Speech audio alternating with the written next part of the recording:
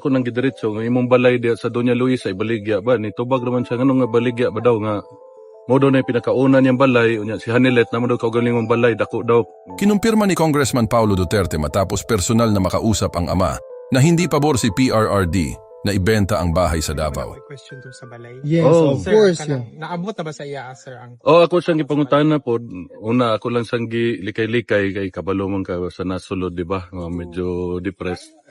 So ako siyang gipangutana nga og ibaligya ba tong balay sa among lula sa dili daw to ibaligya di sa musugot. Nga nigi ako nang gidiretso nga imong balay diya sa Doña Luisa ibaligya ba ni tubag naman siya ngano nga baligya ba daw nga modo na yung pinakauna niyang balay unya si Hanilet naman daw kaugalingong balay dako daw. So mo to yan tubag. So di daw niya pabaligya. Pero kung nabaligya na ni Hanilet, ako pong gipangutana nga kung ang titulo ka kinsa murag nisulti man to siya kahanilet daw murag ana. Wa po ko way klaro po diyan tubag pero kung nabaligya na kun may mabuhat.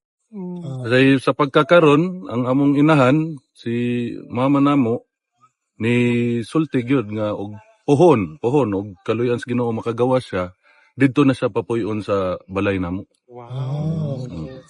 Daghan na naman may kaugalingong balay. Way balay among amahan dito pwede nang puyo sa among balay. Sir, kay worried magud ang buong Pilipinas o mostly supported ni Tatay Digong na ang balay daw pero holds history na daw. Di ang kuan gid namo ana nastoryahan namo ni VP Inday ug ni Mayor Baste na kanang balaya dili na siya actually na masulti nga kang sa among amahan. Ang tagiya na ang tiga Davao na kay nahimo na nilang adtuhanan ng lugar. Oo, Mm.